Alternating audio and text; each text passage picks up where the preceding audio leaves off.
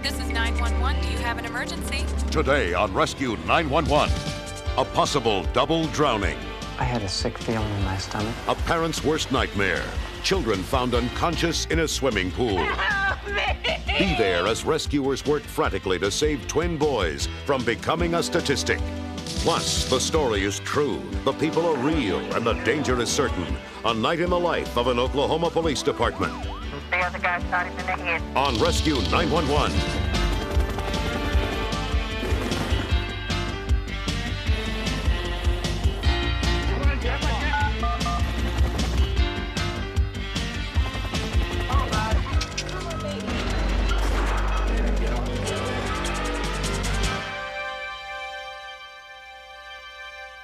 Childhood is meant to be a time of joy and innocence. But it's also a time when the difference between what is safe and what is dangerous is not yet clear, as Elaine Munyon was tragically reminded on March 4th, 1992, at her home in Shawnee, Kansas.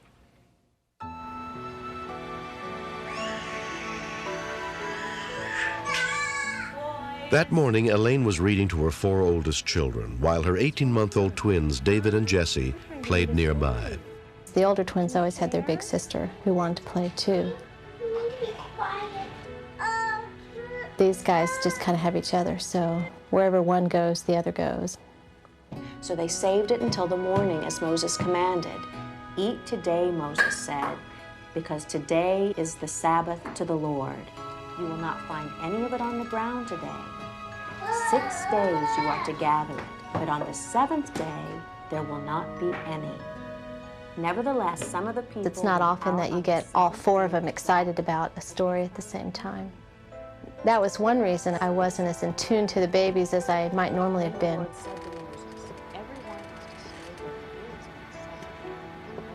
Do you remember what manna is? Yes. Yes. It's bread, and what does it taste like?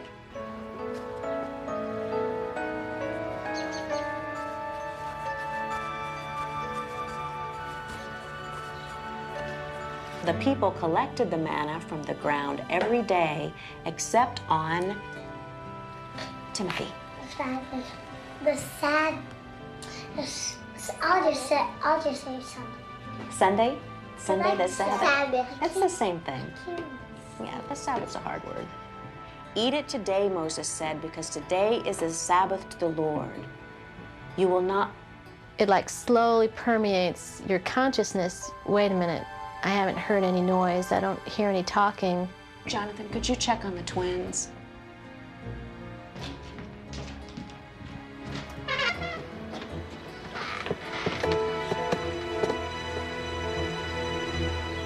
Mom, the babies are in the pool. The pool? He was so calm about it. I thought surely he must mean they're in the pool area. Half of me knew that it was a nightmare come true. And the other half of my mind was just saying, no, it's not true. They're not in there. They couldn't be in there. When we continue. 911 emergency. My mom's outside. My baby brother's in the pool. We think he's drowned. Help me!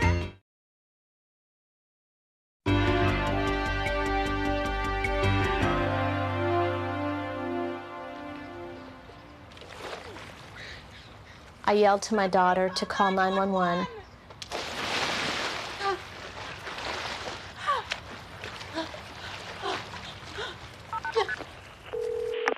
Shawnee 911 emergency. My baby brother's in the pool. He's drowned. What's wrong? My mom's outside. My baby brother's in the pool. We think he's drowned. Okay, let me transfer you to the ambulance. Don't hang up. Fire and ambulance, where do you need us? Go ahead. What's the problem? She hung up. She said that her mother's outside and the little boy was in the pool and they think he drowned. Rescue units were immediately dispatched to the address that had automatically come up on the screen.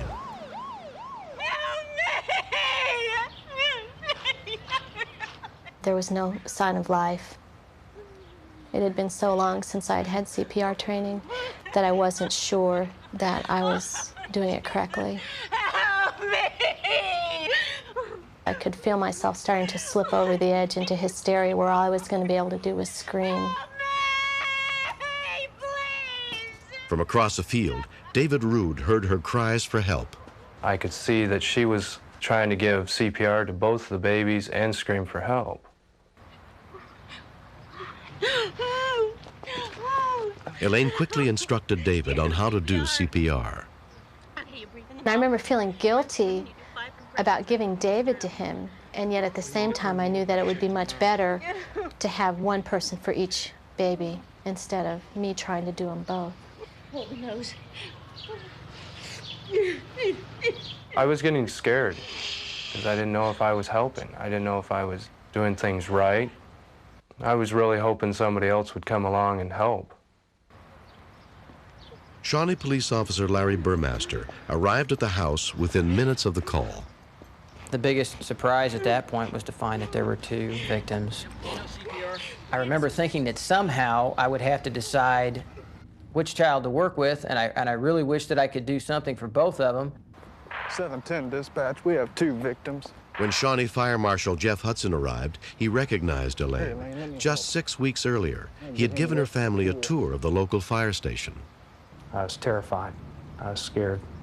Jesse wasn't breathing. There was no pulse. He was blue. His eyes were open, and they were rolled back. He was lifeless. I remember thinking, that's it, they're both gone. They're just both dead. They won't be able to bring them back. Within 5 minutes, the first medic units arrived, including paramedic Mark Owens. He immediately went to work on David, whose condition was extremely critical.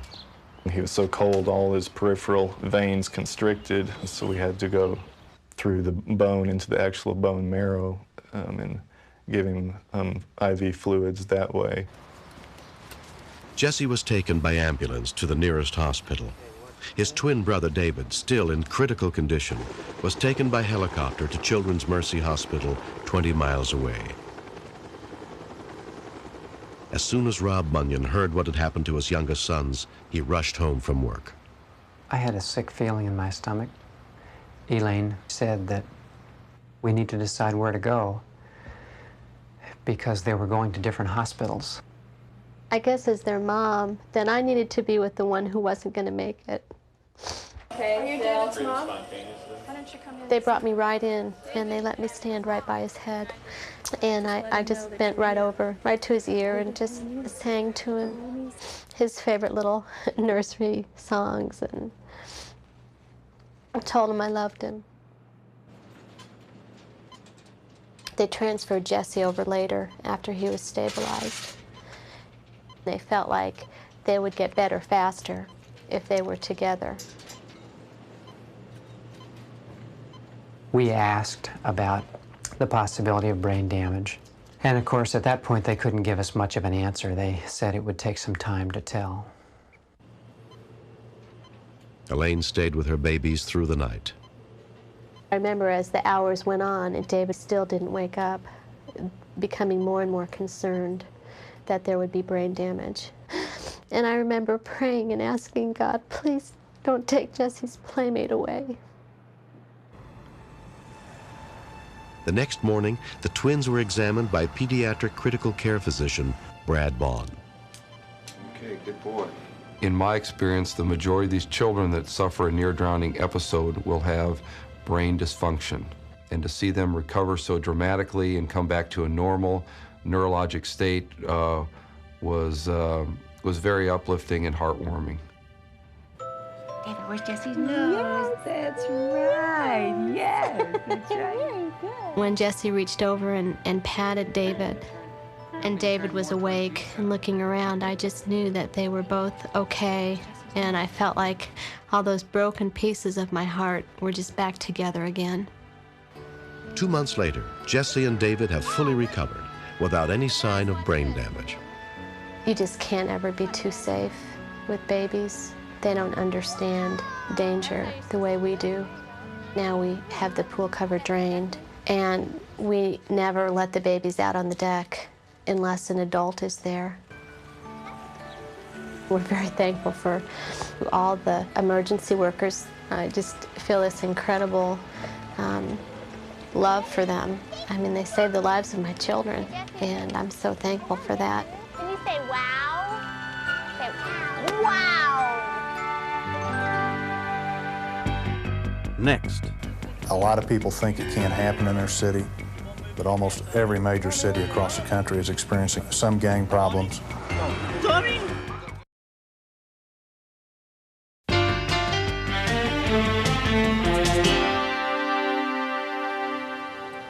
Once every 15 minutes, someone in America is the victim of a shooting. With random acts of gun violence on the rise, our streets are becoming increasingly littered with broken hearts and shattered dreams. This story is not a recreation. It's the terrible reality faced by the Oklahoma City emergency workers on the night of August 4th, 1991. On that night, we had several shootings that occurred in our city involving gang members. I feel like the mood was set for that evening. 10:20 p.m. A taxi dispatcher radios the police for help. This is Mary Young Cab. I have a driver being shot at Southwest 29th. I don't think he was hit. He said something about maybe the car was hit.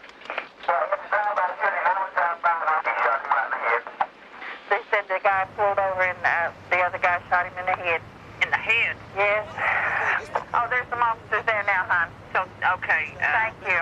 We drove up on this shooting right after it had occurred, so the chances were good that the suspects were still on the street. Lincoln 206 headquarters. If you got M-Care to 521 on 29th, got a shooting victim here. Can you tell me what happened? Did somebody just drive by or what? No, they were in a little gray car. They went that way. They were talking 90 miles an hour, but of course we needed to get information out on the radio as quickly as possible. A small gray car, a big gray car? It was a small gray car. It was a sedan. It was foreign. It might have been like a Chevy Nova. It looked like a Chevy Nova. Okay, and it went that way. It was a new car. The thing that was unusual that would make the car stick out to us was the fact that it had lights that surrounded the license tag that went around and around the tag. Kind of small, possibly like a Nova. And the rear of the vehicle will have a Christmas tree type decoration going around the tag. And this occurred about 3 minutes ago. He was trying to hang on. It was obvious. You could see his hands moving. It was a total just fight to stay conscious. The victim does not belong to any gang that we're aware of. He was in the wrong place at the wrong time. All I could do is keep on saying, help me, help me. Then we got him out and took him over to where he could be away from the car and waited. Is he doing okay? Come on, Tommy. What's his name? Tommy. Tommy. Tommy, talk to me, bud. You okay? Keep on moving your hand, Tommy. Tommy, move your hand. Tommy? Tommy? 18-year-old Tommy Bias is rushed to a nearby trauma center, barely clinging to life.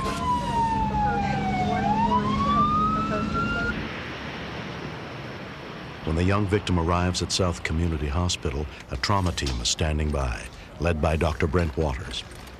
Somebody's calling. He has a single gunshot wound to the skull, conscious, but not really alert. Just a little early to say what will happen with him right now. He may have irreversible brain damage. This is always one of the hardest aspects of this job. Loretta, my name is Carol Cotton. I'm the director in the emergency department at South Community Hospital. Do you have a son by the name of Tommy Bias? I need for you to come to the emergency department. He has been critically injured. He's been shot. I can't think of anything more horrible than waking up to a phone call that says your son or your child or your family member has been critically injured. It's just a tragedy. Okay, drive safely though, please. Okay, bye-bye. At 11 p.m., a second gunshot victim is brought into the same trauma room. Officer Lori Cruz had responded to that shooting. The victim had been shot through the hand, which had gone into his leg. His friends stated they were going to follow him to the hospital. Squeeze my fingers for me. Squeeze them. Squeeze them. Good. Relax. I waited in my vehicle until they started their car and then observed the rotating lights around the tag. We got a positive ID on the shooter. When the vehicle started up, we saw the marquee lights come on the tag. We drew our weapons. They offered absolutely no resistance, and the suspects were placed in the back of the police vehicles. One of Tommy's friends positively identified the passenger of the vehicle as being the shooter in Tommy's shooting. Tommy's mother, Loretta Bias, arrives at the hospital. Loretta, let me tell you what to expect when you go in and see Tommy, okay? We also have, no, he isn't awake and not responding. Now you need to understand, I can't tell you whether he can hear you or not. And what I also need to tell you is that the brain scan we talked about out there does not look good, and we can't take Tommy to surgery. Okay, there's too much damage. What happens is when the bullet goes in, it makes a very small hole. But once it goes into the brain, it explodes, and it's done a tremendous amount of damage.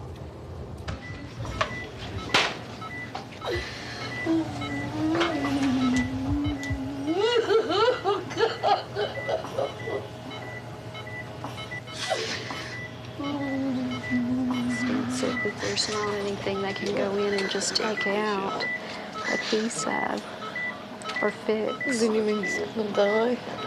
More than likely. Oh, no.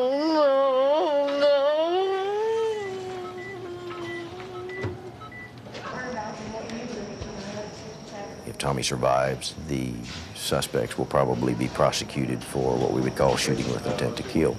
If Tommy does not make it, the district attorney is going to have to be looking at some other charge, possibly murder, could be manslaughter. Young people oftentimes never look at the future. The only thing that a gang has to offer them is either jail or death. Very few of them ever escape out of a gang without one of those two things happening to them.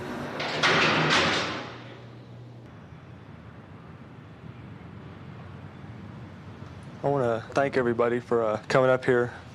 And really what I wanted to do tonight is pray, because the only thing that's going to save him now is a miracle. And we really need that miracle right now. So if y'all would please pray and pray hard. God in heaven, we come to you now in Jesus' precious and holy name to ask for our friend Tommy. I feel really in my heart that he's going to make it through this. And we all pray for this miracle. That's all we're waiting on is the miracle, God. We all need this. We pray that you take care of Tommy. Amen.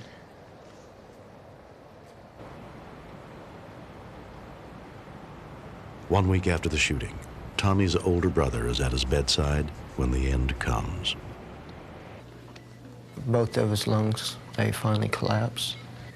And he couldn't keep his body temperature on his own head. All of that was on the machine. And he was getting pneumonia. And he just finally gave up. But he fought hard. He tried.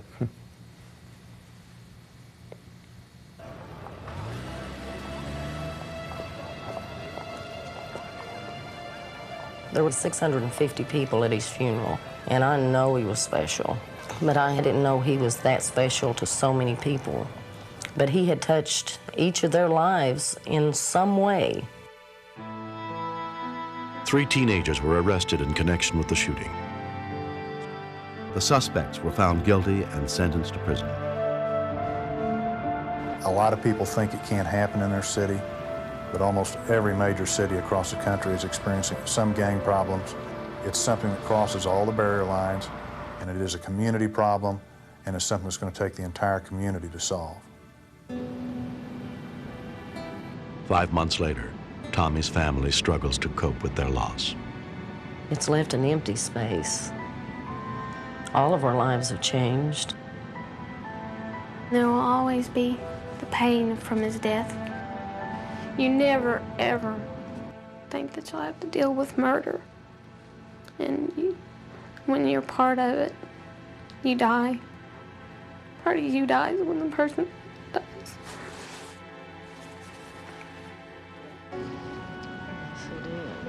It's plumb against nature. It's something you don't never think about your kid dying. You know, it's like Christmas Day. You know, the only thing I had to look at when I was, instead of Tommy, all I had to look at was just the ground out there at the cemetery. It just feels like someone's ripping your heart out of it. To the parents of the kids that are getting into trouble, the advice that I would give to them is communicate. And I would tell these parents, your kids are a gift, and to take care of it, because they never know when they could lose theirs.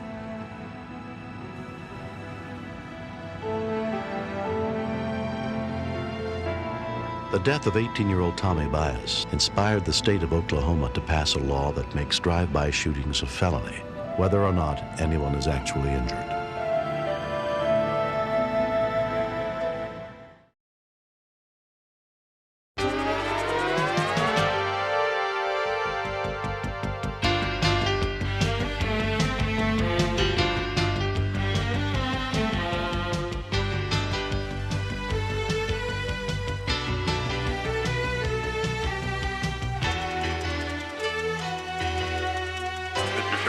Step out of the car, please.